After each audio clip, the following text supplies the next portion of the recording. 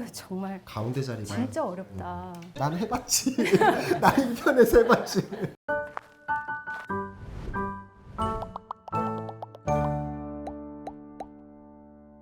네, 안녕하세요. 저희는 고령자가 경험하는 도시와 장소라는 주제로 우리나라 고령자가 많아지는 이런 상황 속에서 도대체 뭐부터 준비하면 좋을까? 고령자는 우리나라의 도시와 장소에 대해서 어떻게 경험하고 있을까? 전문가분들 모시고 말씀을 나눠보도록 하겠습니다. 네, 안녕하세요. 경일대 이광현입니다. 네, 안녕하세요. 계명대 도시계획학 전공의 김은정입니다. 그리고 저는 건축도시공간연구소 고영호입니다. 네, 그래서 제가 앞서 말씀드렸던 것처럼 오늘 저희는 도시공간, 물리적인 환경에 대해서 조금 말씀을 나눠보려고 해요. 고령자가 많아진다는 것, 우리 지역사회의 환경에 주된 이용 고객이 이제 고령자가 된다는 뜻이기도 할 것 같습니다. 그 말은 전제가 고령자가 도시에 많이 살아야 되는 거잖아요. 근데 시골에 더 많이 사시는 거 아닌가요? 고 박사님은 2067년 우리나라의 고령자 비율이 몇 퍼센트쯤 될 것 같으세요? 100%는 안 될 거고, 왜냐면 젊은이들이 있을 테니까. 네. 제가 알기로는 20%를 넘는 게 초고령 사회라고. 30%? 47%. 47%. 그러면은 2명 10명, 중에 2명 중에 1명이 한 명이 65세 65세? 이상 인구라는 것입니다. 물론 67년이 우리는 먼 미래라고 생각하지만 이 동영상을 보시는 많은 분들이 생존해 계실 것이고 여러분들이 아마 고령자일 건데요. 여러분 그렇다면 그때 다 시골 가서 사실 건가요? 저는 개인적으로 도시를 좋아합니다. 기본 전제 조건은 고령자는 그들이 고향에서 살고 싶어 할 겁니다. Aging in place라는 말로 자기가 태어난 곳, 청장년을 보낸 곳에서 계속 살기를 원할 것이고요. 네네네. 그 중에 많은 분들이 도시에서 태어났고 도시에서 늙어갈 것을 원하는 것이죠. 예. 그래서 아까 우리 고 박사님 말씀하셨다시피 노인들은 환경이 좋고 새소리가 나고 흙을 만지고 그럴 거라고 생각하지 마세요, 여러분. 아니, 제가 그렇게 도시. 생각한 건 아니고. 한 2014년도 설문조사인 것 같은데 73%? 75%? 거의 한 4분의 3 가까이가 자신이 살던 곳에서 살고 싶어 하는 의견을 내셨어요. 그러면은 그 동네가 문제가 있다, 아니면은 불편하다라는 게 있을 텐데, 저는 한 6가지 정도를 꼽아 봤는데, 보행로, 횡단보도, 공원, 벤치, 공중화장실, 버스 정류소. 기본이 되는 거는 보행이 아닌가 싶어요. 왜냐면은 나이가 들면은 뭐 버스를 타기도 힘들어지고, 점점 운전하는 건 더더욱 힘들어지고, 그러니까 자기가 걸어서 그냥 갈 수 있는 그 정도 범위 내에서 생활을 하게 되지 않나. 그 고령자가 걷는 거 중요하죠? 매우 중요하죠. 매우 중요하죠. 아, 매우 중요한가요? 네, 네. 일반적으로 WHO가 우리에게 권장하는 게 하루에 30분, 주 5회. 그래서 하면 150분이거든요. 그래서 150분 동안 생활 속에 보행을 한다면 병원 갈 일이 없다라고 얘기를 해요. 고령자가 많이 걷게 하려면은 뭐부터? 집에서 가까운 공원이나 이런 것들을 많이 설치를 해서 걸을 수 있게 그런 환경을 만들어 드려야겠죠. 고령친화정책연구센터에서 전국의 한 1,600명의 고령자분들을 대상으로 요 6가지 시설에 대해서 인식과 만족도, 이용하시기에 편하세요? 아니면 뭐 불편하신 건 없으세요? 이런 거 여쭤봤는데, 뭐가 제일 불편하실 거다라고 응답을 하셨을까요? 노인분들이 한 번에 오래 걸으시는 게 힘드시기 때문에 중간중간에 쉴 수 있는 뭐 그런 게 필요하지 않을까. 벤치. 예. 저는 잘 모르지만 그런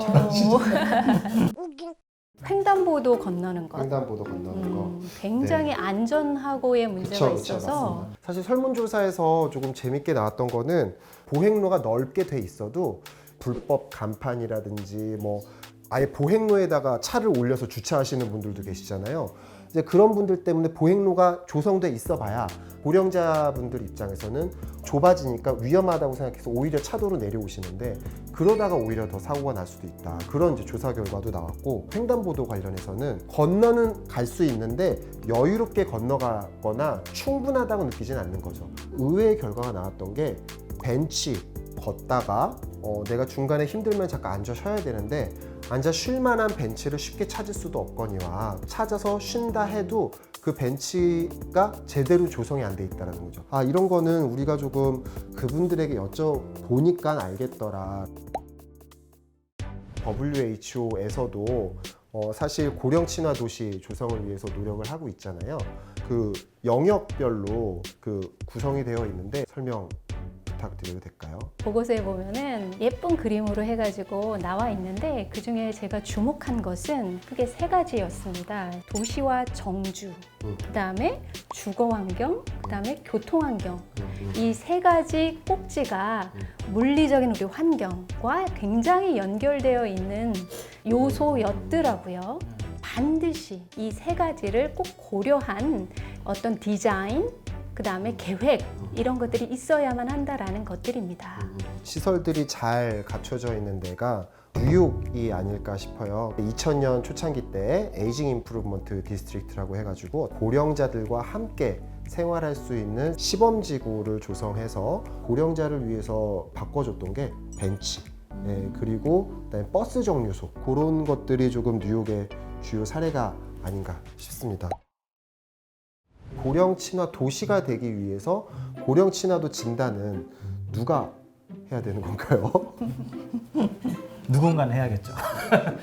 각 분야별로 전문가들이 합쳐서 진단을 같이 해줘야 되지 않나. 우리가 지금 물리적인 환경에 대해서 얘기를 하고 있는데 고령 친화도 진단은 물리적인 환경에 대해서만 하는 건 아니군요.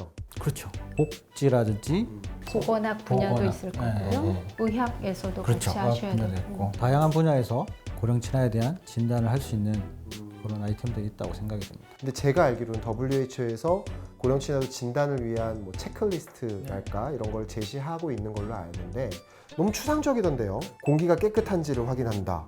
보행로가 접근 가능한지 확인한다. 뭐 이 정도 이걸 가지고 고령 친화한지 안 한지를 확인한다면은 추상적인 아니면 주관적인 그런 데이터로 하기보단 국가나 지자체에서 조사하고 있는 그런 데이터들이 워낙 많기 때문에 기존에 객관적으로 좀 조사가 된 데이터들을 이용해서 공정한 평가를 하는 게 어떨까. 진단이 또 되게 중요한 게 병원에 가면은 전체 머리끝에서부터 발끝까지 이렇게 네. 스캐닝을 하잖아요. 그렇죠. 사람마다 다 달라요. 나이도 다르고 아픈 데도 다르기 때문에 한 번 스캐닝할 때 굉장히 세부적으로는 할 수 없을 것 같아요.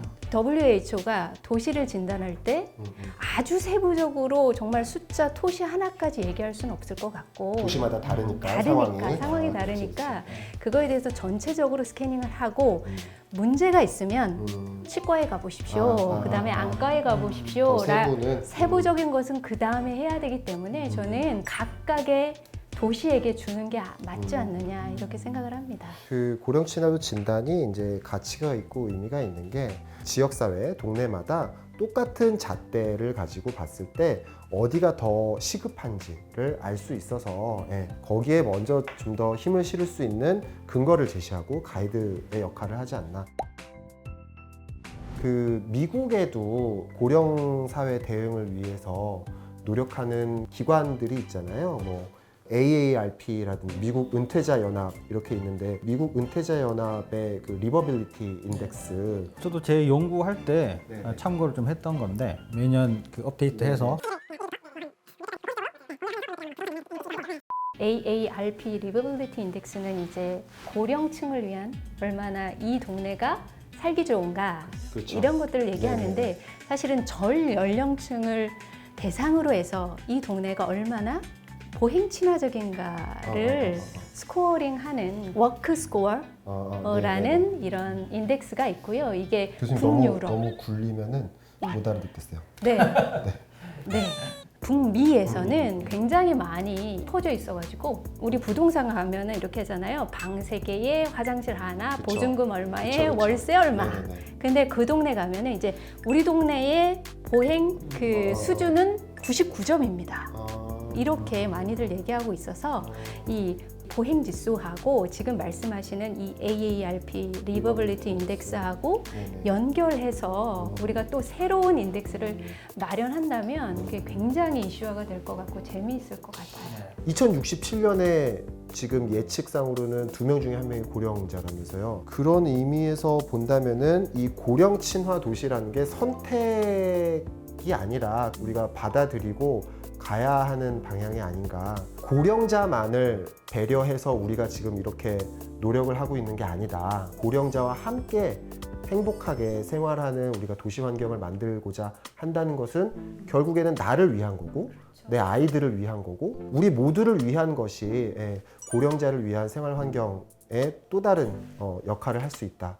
라는 것도 중요한 의미가 된 것 같아요. 오늘은 저희가 고령자가 경험하는 도시 시설, 장소 이야기를 나눠봤습니다. 그래서 고령자를 배려하는 그렇게 되려면은 어떻게 바뀌어야 되는지 얘기를 좀 들으면 좋을 텐데 그러려면은 거의 밤을 새도 다음 기회를 한번 또 마련해 보도록 하겠습니다. 수고하셨습니다. 수고하셨습니다.